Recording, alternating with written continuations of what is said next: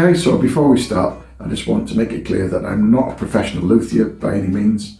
In fact, this is the first guitar that I've ever restored.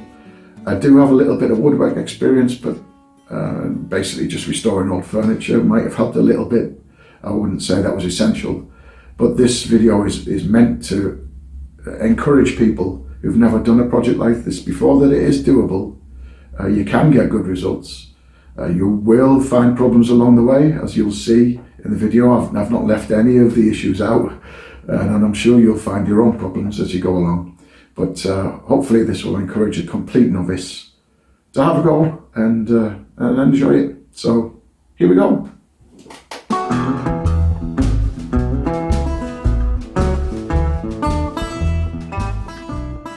Okay, so the guitar in question is a Vox Standard 24 from around about 1982, we think. It's quite a rare guitar because Vox are obviously better known for their amplifiers, but they did delve into guitar production in a couple of spells, and this being between 1981 and 1985, I believe. So there's not many of them around. It's meant to appeal to both Gibson players and Strat players in that it's got quite a thin body, but the classic Gibson double cutaway shape and headstock. Back in '82, this guitar was worth around about £160, which is about £550 in today's money. So not a super valuable guitar in monetary terms, but the sentimental value of this guitar is priceless because it belonged to my Uncle Mike, who was a hilariously funny and wildly talented man who we all miss dearly. But sadly, Mike's talents did not extend to guitar maintenance. He seems to have ripped out quite brutally the original DiMarzio humbuckers, and he's replaced them with some generic brand which I couldn't identify. It's got a lot of gig dings, as we say. There's switches missing, holes in places where there shouldn't be holes. And this thing has been sitting in my father's garage for years now, so it's built up a lot of dust and debris. There's a lot of rust here, lots of dinks on the headstock. The chrome work is all bubbling up. Yeah, it needs a bit of love and attention.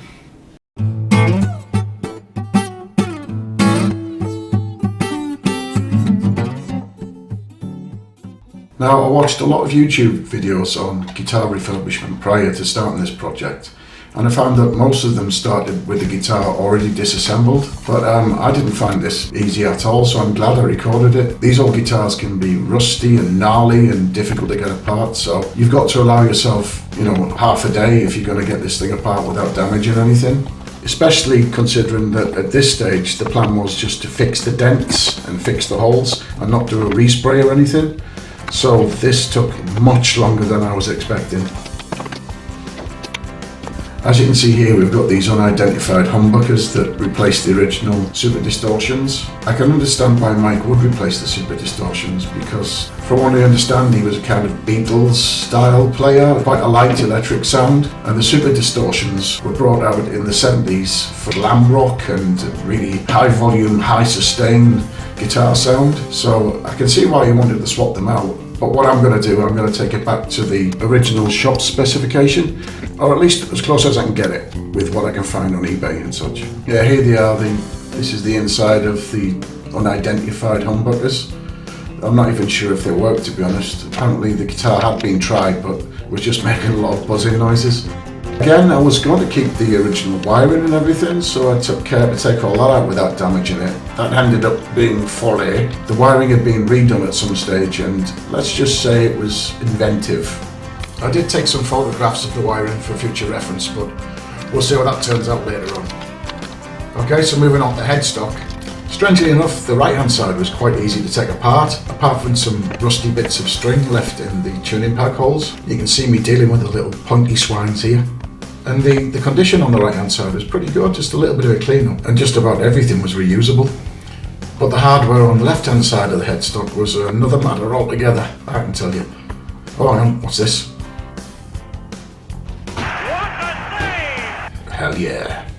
I don't know what it was, whether it was the orientation of where it was sitting in the garage was a little bit damper on the left than it was on the right, I don't know, but all of the screws on the left hand side of the headstock were rusted to the point where I couldn't get them out. So the first two snapped inside the headstock, and in the third one I had to file a new screw head into it and really take my time getting it out. And then I saw the strap button, which was basically just a pit of rust. So I took my time here, cleaned it out with a screwdriver first, and yeah, came out pretty easy in the end. And despite all the rust, it cleared up really nicely. I was on a bit of a roll here. The next two pieces came off really easily. There's no trouble whatsoever, all in fairly good condition. But then I returned to the front of the guitar. I have no idea what these inserts are called in the guitar world, but I'm going to refer to them as the bell ends, because that's exactly what they were. I struggled for hours getting these things out. I didn't record it all because it got a bit repetitive, but I finally found that the best method was to use like a levering effect by putting a spanner down and using that as a fulcrum, and then they popped out fairly quickly. And then I moved on to these. I don't know what these are called either, but I'm going to refer to these as the knobheads. Tried this fulcrum method again, but they just weren't going anywhere. In the end I just wiggled and wiggled until they popped out. It caused a little bit of damage, but nothing I couldn't fix.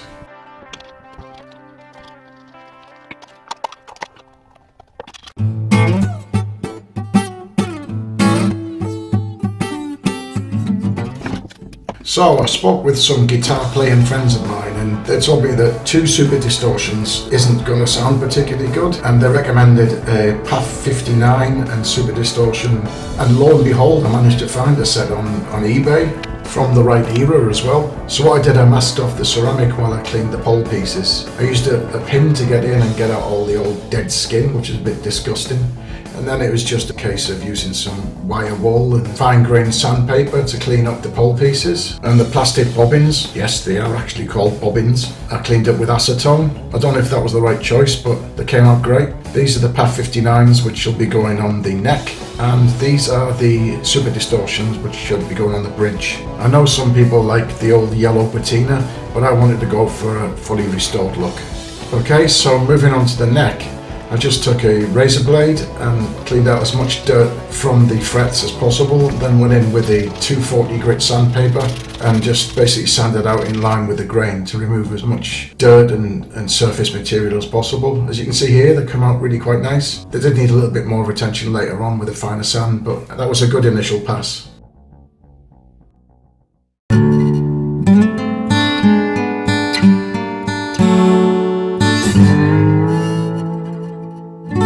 Up until this point I hadn't made any major mistakes, I don't think.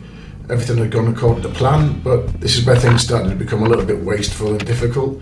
I'd seen several videos where people had repaired dinks and holes on guitars by basically filling the holes, staining them, and then filling out the dents in the finish with super glue. This all seemed to be going to plan. I found an indelible marker that matched the Heritage Cherry finish pretty perfectly on first pass, and I thought, oh, I'm going to get away with this. And then I used wood filler on the big chips. The colour of the wood filler was meant to be dark oak, so I thought that might be a good match. The body on this guitar is NATO wood, which is quite similar to a dark oak, so I thought I was onto a winner.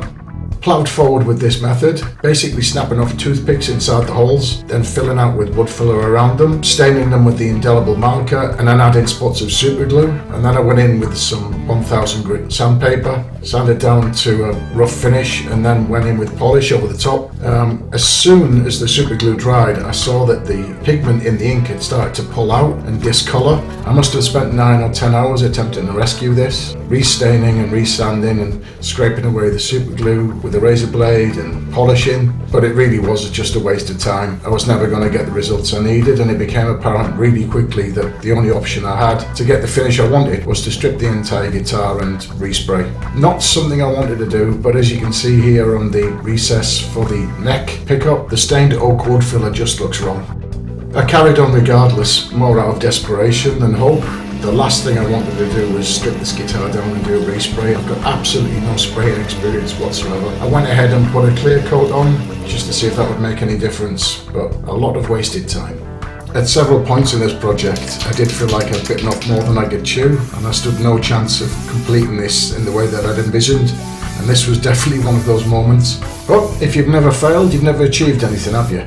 So I gave my head a shake and started to research how the bloody hell you strip and respray a guitar.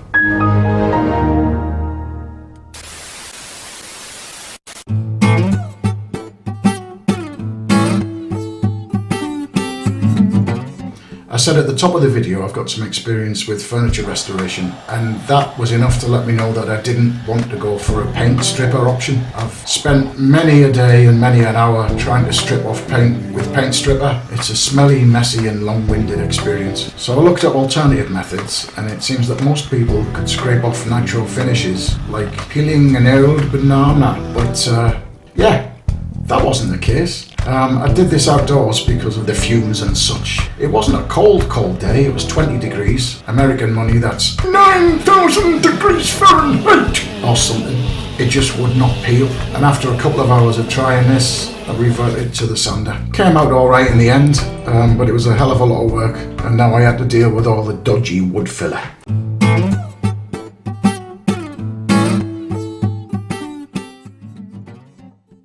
Now I'm so good with chisels. They call me Billy Chisels. It's not at all true. I've literally never ever picked up a chisel before in my life. I was left some in the workshop by my late father-in-law, and I do have a grinding wheel, so I just picked one up, cleaned it up, sharpened it up, and it looked about the right size, so I thought I'd give it a go. And lo and behold, I actually managed to chisel out something that was roughly rectangular. Watching the video back now, I can see that I did a fairly good job in getting the chisel sharp, which I think is half the battle. Nice and straight and sharp, and I think that makes things a lot easier. But I have to say, this being my first time, I found it a lot less tricky than I thought I was going to. Again, I've watched a lot of videos online and the techniques people were using with the scraping and such. But yeah, it was a pleasantly surprising, pleasant experience. And it's certainly something I would try again without anywhere near as much trepidation and self-doubt. It really is not that hard. I obviously failed with wood fillers and toothpicks, so the idea here is that I steal some donor wood from another part of the guitar, which would be undetectable to the human eye. And an ideal place to do that, I thought, was inside one of the pickup recesses, in line with where the chip was, to try and get the best chance of the same colour and the same grain. So I went in with my notching tool and then chiselled out a couple of sizable chunks and then shaped them to fit the holes. This didn't go perfectly, I had to do some padding and stuff with little smaller chips and whatever. And then I just sort of smothered it in some good quality wood glue and clamped it down fairly hard. Panicked a bit because it sort of crushed and misshaped as I did that, but seemed to get away with it. And then I turned to the screw holes, so I had to drill out all the old crap that I put in there. 'Twas then that I discovered a nasty surprise. It turns out that a screw had snapped in there at some point in the past, and I couldn't get it out. I've learned since that the best way to get these things out is to find a metal tube that's slightly larger diameter than the screw, hammer that in and then wiggle it out that way. But what I did was just mess about till I made a much bigger hole. I threw the kitchen sink at it, I tried bashing it with a nail side to side to get it out, and then I went in with a set of pliers and tried to get it out with that. I even tried to drill underneath it and force it out that way, but I ended up snapping a drill bit. It was a nightmare, to be honest with you. And then decided I had to go back in with a chisel and repeat what I'd done on the chip on the other pickup recess. Didn't really mind. As I say, it was quite good fun doing this, and when I did dig out the donor wood from the first recess, I had some chips left over, so I just used those, and the same technique, just glued it and clamped it. Luckily the shade of the wood was the same throughout this middle section of the guitar, so I wasn't really concerned about there being a mismatch, and I was right, it came out really nice.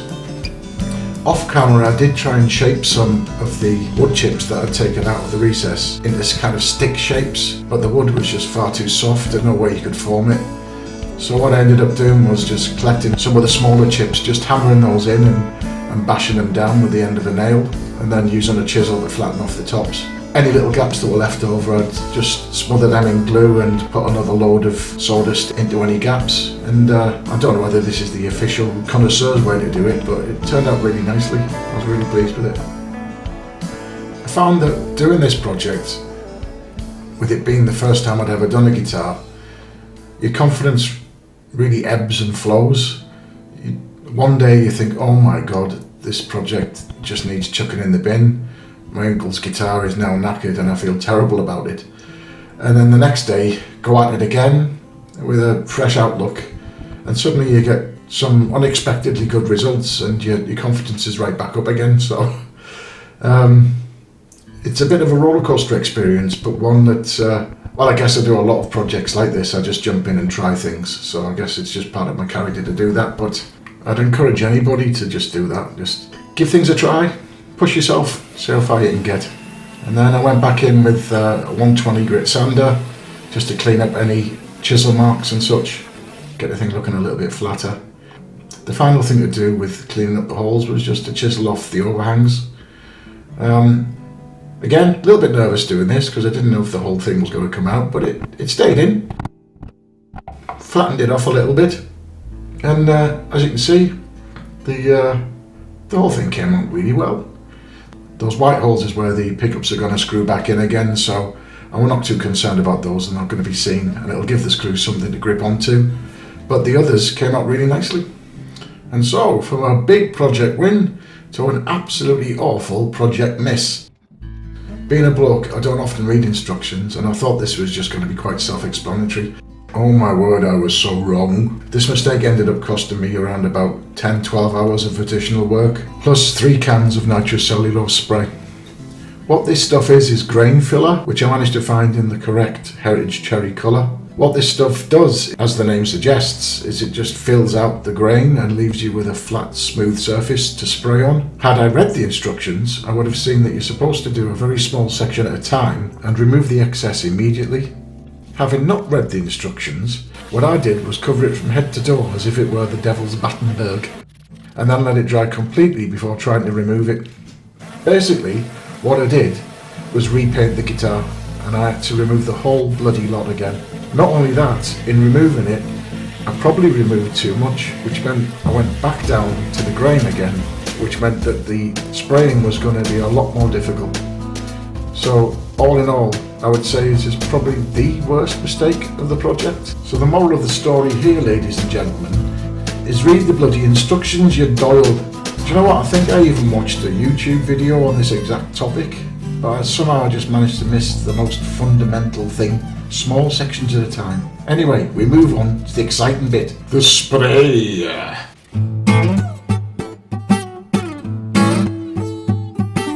Okay, here comes the moment I was dreading. Never sprayed anything before. Literally nothing.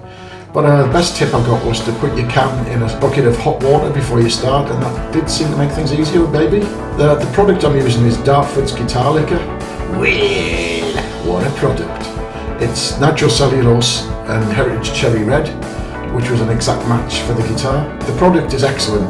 The only thing I would say is that one can is supposed to be easily enough for one guitar, and I don't know whether it was because of the difficulty I had with the grain filler, or maybe I should have used a sanding seal, I don't know, but the first couple of coats just absorbed into the guitar. And the thing is, you only have to wait 1 hour between spray coats, but you do have to wait 2 weeks for it to completely cure. So I used the first can of spray and then let it cure for 2 weeks, and I just wasn't pleased with it. It was rough and too transparent. So I ended up doing 6 coats and almost 3 cans in total. The great thing about nitrocellulose though is that you don't need a clear coat and you can go straight onto the final sand and polish.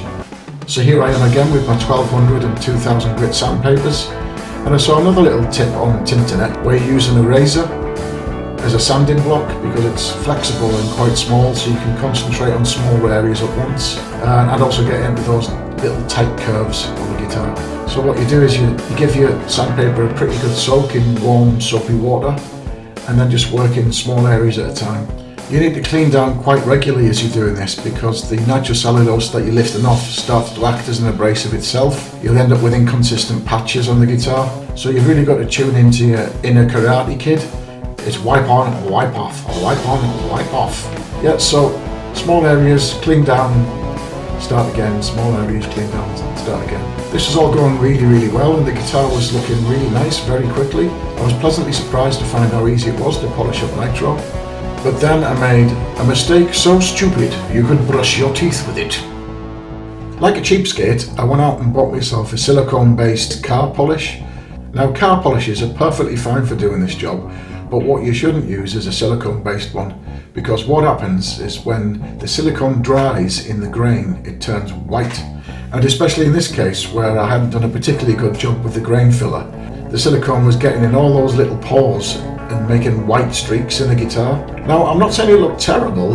Some people might have thought it looked great, But the original guitar had a very dark grain to it, and that's what I was trying to emulate. And of course I haven't resprayed the neck, and I'm not going to do too much with the neck, so the two had to match.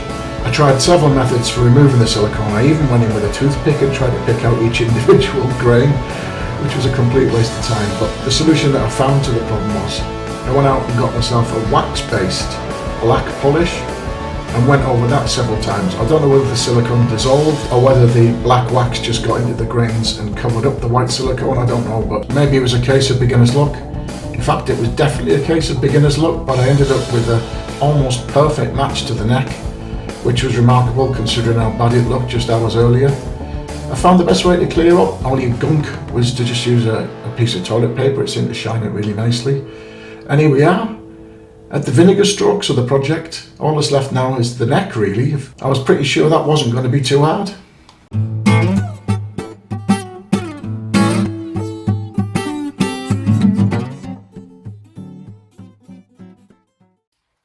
Now this was a bit of a shame.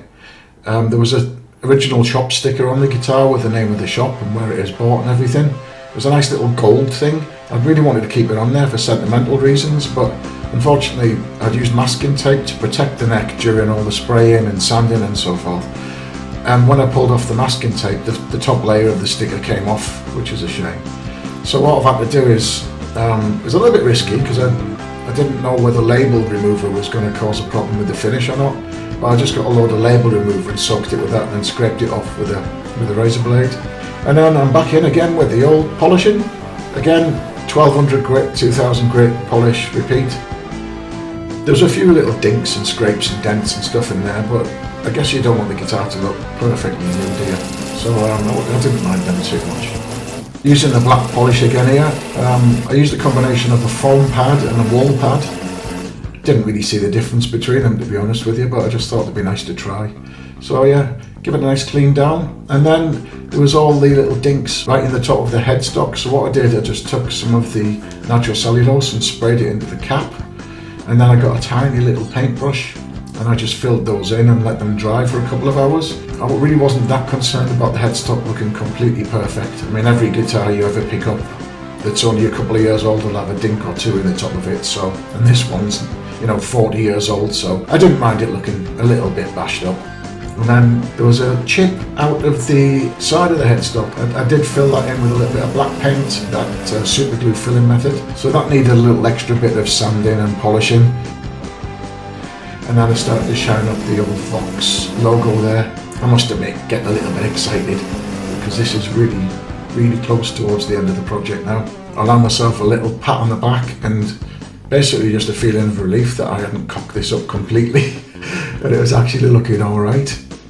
I also found that having the masking tape on the fretboard for such a long time, it left a little bit of sticky residue on there, so again, a little bit risky. I wasn't sure how it was going to go, but got the label off out and give it a spray with that and wiped it off, and it came out really good. Then 2000 grit sandpaper finish. I'm going to have the frets themselves professionally dressed, so wasn't sanding those, just the wood. And then little pro tip for you, if you can call me a pro, use compressed air to dry those out. It gets right into the nooks and crannies and right in between the frets and properly dries it, which is essential before you start doing the oiling. This stuff's called Osmo Hard Wax Finish. It's absolutely fantastic stuff. Costs an arm and a leg, but it's worth it. And I know this is counterintuitive, but what you do is you put it on and you wipe it off immediately. You get rid of all the residue immediately and it just absorbs straight into the grain. Leaves you with a fantastic clean wax finish, which is just perfect for guitar playing, I think. Anyway, almost wrapped up. Just time for the prologue. Okay, so that's the project pretty much finished from my input. I kind of ran out of time on this. It took a little bit longer than I was expecting. But basically I wanted to hand this guitar over to my family when I visited home. When there was still some jobs left to do, there was the dressing and the polishing of the frets, which I would have done myself, I think. I would have had a go at that. Then there was the setup of the guitar after reassembly. Again, I probably would have tried that myself, but time restrictions. And then there was the electronics, which I didn't fancy doing myself. I've never done soldering before, and apparently it's really quite difficult looking at the videos that I've seen, especially with the modern solders. So I decided to have all 3 of those things done by a professional. A guy in Stavanger here, a really good guy who did that for me. I can place some links to some videos that I watched on those subjects down in the description. But yeah, so now all that's left to do is the reveal, really. So yeah, I'm really pleased with the results. If I did it again, absolutely I would do some things differently. I wasted quite a lot of time on things that if I'd had a bit more experience, I probably would have seen straight away that it wasn't worth doing. But all in all, a very rewarding experience, especially when it's such a sentimental item and it means so much to the family. You know, when you're working on these things and sanding and whatever, your mind wanders and you spend a lot of time thinking about the people that this is for, and which is in itself a really good thing. So yeah, time for the reveal. Enjoy and believe.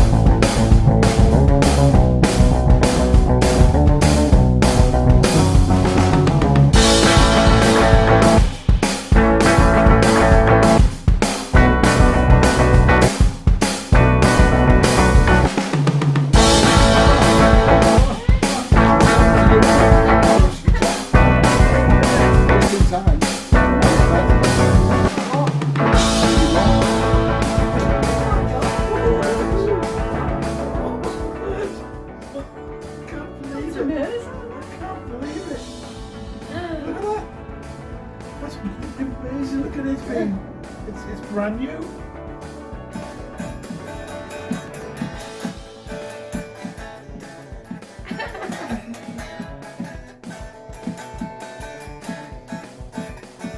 Oh, piggy soup. Beautiful. Mike's guitar, mum. Mike's guitar.